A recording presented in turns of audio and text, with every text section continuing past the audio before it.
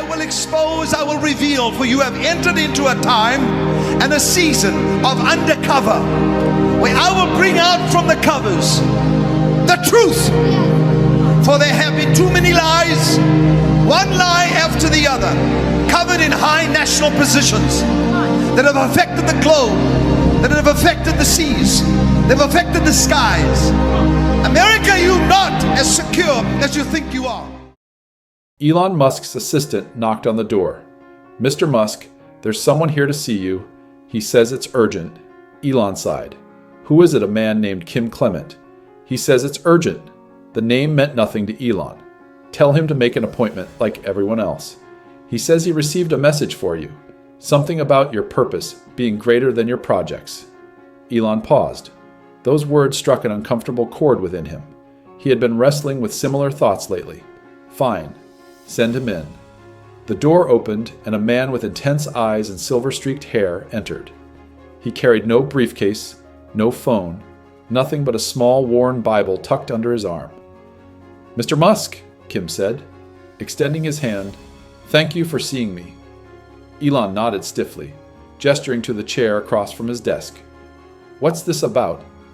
Kim sat down, placing his Bible on his lap. "I understand this may seem unusual. I'm what some call a prophetic voice. God gives me messages for people." Sometimes Elon's expression hardened. He had little patience for religious talk. "And you have a message for me?" "Yes," Kim said calmly. "God showed me you're standing at a crossroads. The technologies you're developing will either help usher in a new era of human freedom or become tools of unprecedented control." Elon leaned back, studying the man. "So, you're here to warn me about AI, not just AI." Kim replied, "About everything you're building about your purpose. God has positioned you with influence and resources for such a time as this." Kim Clement leaned forward in his chair, his eyes never leaving Elon's face. "I saw something in a vision last week, a massive digital network, spanning the globe, connecting minds like never before. At its center was you." Elon raised an eyebrow, but remained silent. "In this vision, Kim continued, this network became either humanity's greatest advancement or its final cage. The difference wasn't in the technology itself, but in the spiritual foundations of its creator." Spiritual foundations. Elon couldn't hide his skepticism. "The motives of your heart," Kim clarified. "Technology isn't neutral. Mr. Musk, it carries the intentions of its makers." Thunder rumbled outside as the rain intensified. Kim opened his Bible to a marked page. "There's a scripture that says, 'Where there is no vision, the people perish.' Your vision is extraordinary, but it lacks something crucial." "And what's that?" Elon asked. His curiosity piqued despite himself. "Divine purpose recognition that some powers aren't meant to be wielded by man alone." Elon stood and walked to the window, watching raindrops race down the glass. "With all due respect, Mr. Clement, ideal. In facts, intangible. Realities, not mystical vision.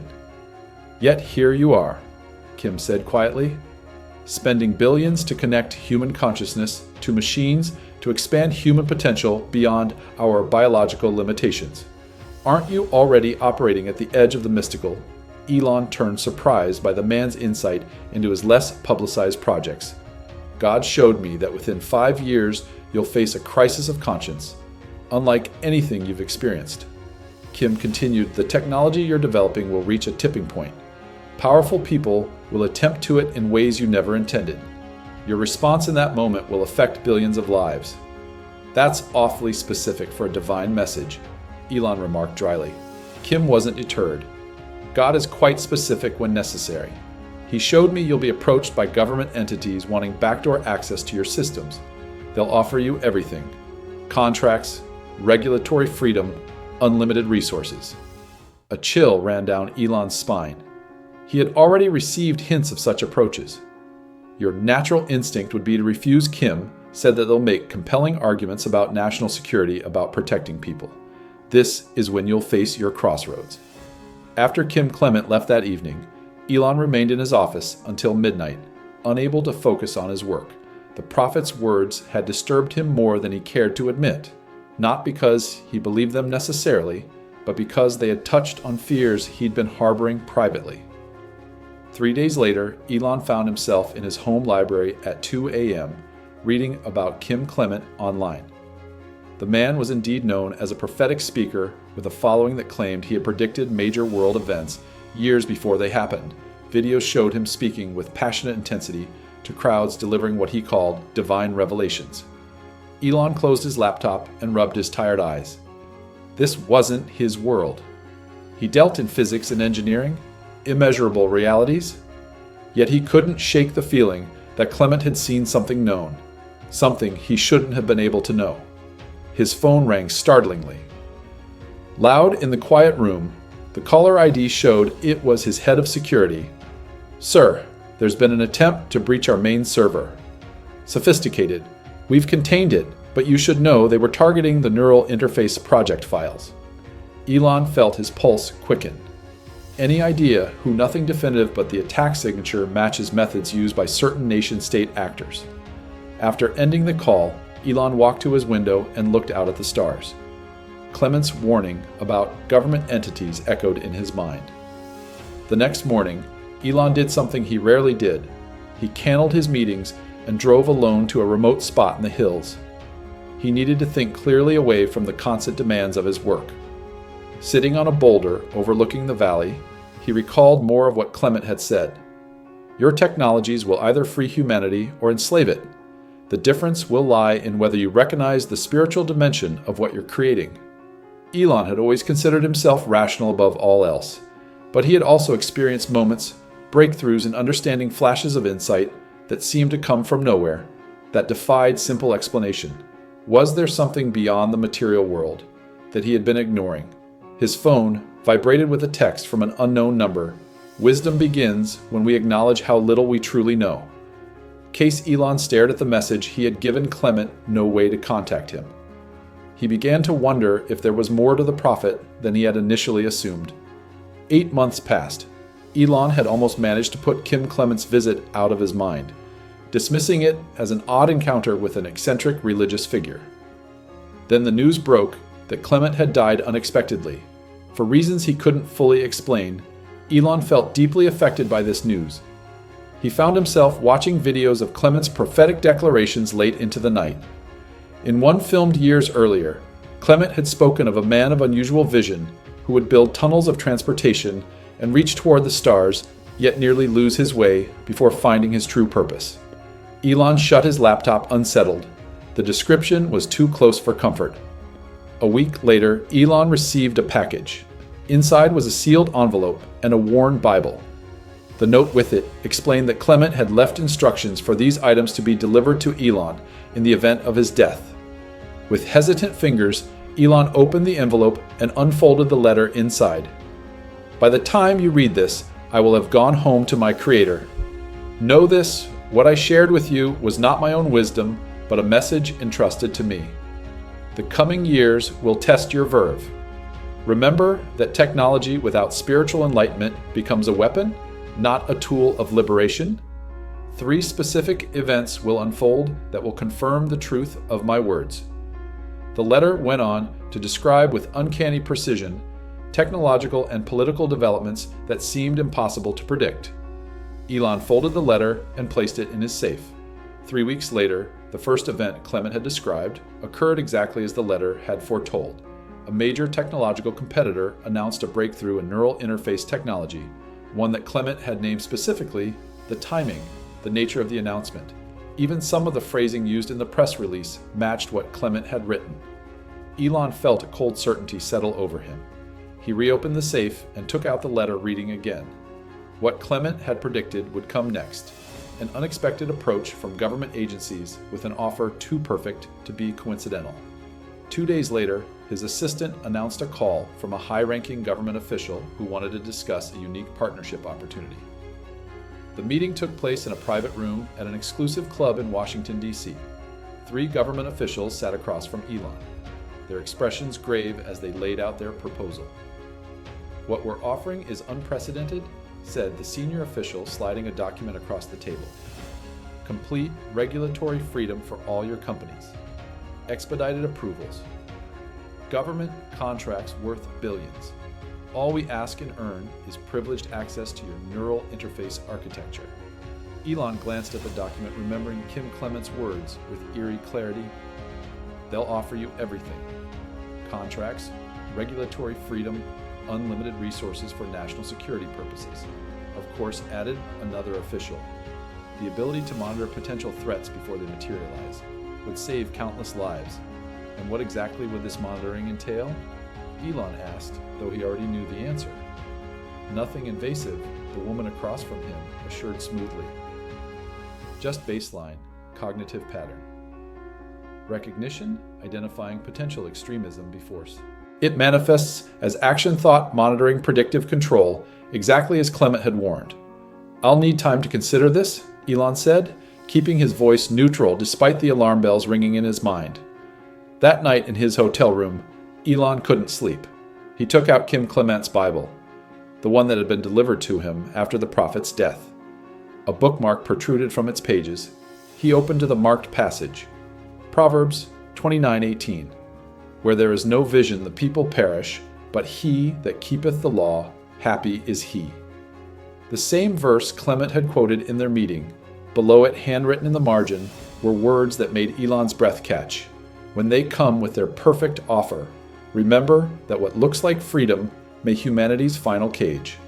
Your refusal will cost you greatly, but will preserve what matters most. Elon closed the Bible and walked to the window, looking out at the Capitol's illuminated monuments. The technologies he had helped create held the potential to elevate humanity to new heights or to enable unprecedented levels of control. For the first time in his adult life, Elon found himself doing something he hadn't done since childhood. He prayed, not a formal prayer, but a simple question directed at whatever might be out there listening. If you're real, if Clement was really your messenger, I need to know what to do.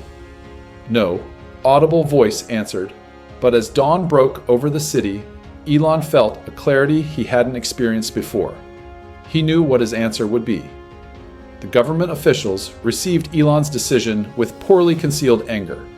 His refusal of their offer, one that would have made him effectively untouchable in the business world, made no sense to them. You're making a serious mistake, the senior official said, gathering his papers. We can make things very difficult for your companies. I'm aware of the potential consequences, Elon replied calmly. Within weeks, those consequences began to materialize. Regulatory hurdles suddenly appeared for his various projects. Media stories with anonymous sources questioned his stability and judgment. Stock prices fell as investor confidence wavered. During this tumultuous period, Elon found himself returning frequently to Kim Clement's Bible and letter. The prophet had predicted this backlash in detail, right down to the specific allegations that would be made against him. But Clement had also written, after the storm comes revelation. What seems like defeat will become your defining victory. But first, you must embrace what you've always denied, that there is a creator who has placed you precisely where you are, for purposes beyond your own understanding. On a particularly difficult day, after a disastrous press conference and news of another regulatory block, Elon retreated to his home. There he found another unmarked envelope had been delivered, the third such mysterious delivery since Clement's death. Inside was a single sheet of paper with an address in New Mexico and a date from 3 years earlier. Instructions at the bottom read, "Simply search the records for this date and location. You'll find what you need to see." Curious, despite his exhaustion, Elon had his team pull satellite imagery from the coordinates for that specific date. What he saw left him stunned. The satellite had captured what appeared to be a message carved into a dry lake bed. A message impossible to see from the ground, but clearly visible from above.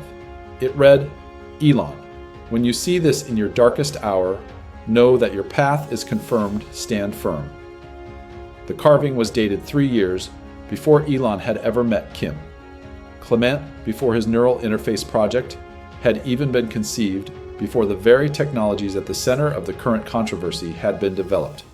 That night, alone in his study, Elon experienced what he could only describe later as a profound awakening. The mathematical improbability of Clement's predictions, the impossibility of the carved message, they pointed to something beyond the rational world he had always inhabited? There are more things in heaven and earth than are dreamt of in your philosophy. He murmured, quoting Shakespeare as a new understanding began to take root in his mind. 1 year after his fateful decision to refuse the government's offer, Elon stood on stage at a global technology conference. The past 12 months had been the most challenging of his career. He had lost contracts, faced regulatory obstacles, and weathered media storms that would have destroyed most executives. Yet somehow, his resolve had never wavered. Kim Clement's prophecies had continued to unfold with unsettling accuracy, including his prediction that what seems like defeat will become your defining victory. The attempted government takeover of his neural interface technology had eventually been exposed by whistleblowers within the agencies involved. Documents revealed plans to implement exactly the kind of thought monitoring system Clement had warned about. Public opinion had shifted dramatically in Elon's favor when the truth emerged. Now, as he addressed the gathered crowd, Elon spoke with a conviction that surprised even his closest associates. Technology without ethical and spiritual foundations becomes a weapon, not a tool of liberation, he said unknowingly, echoing Clement's exact words from the letter. We stand at a unique moment in human history where our creations could either elevate us to new heights or become the architects of our diminishment. In the audience, people exchanged glances.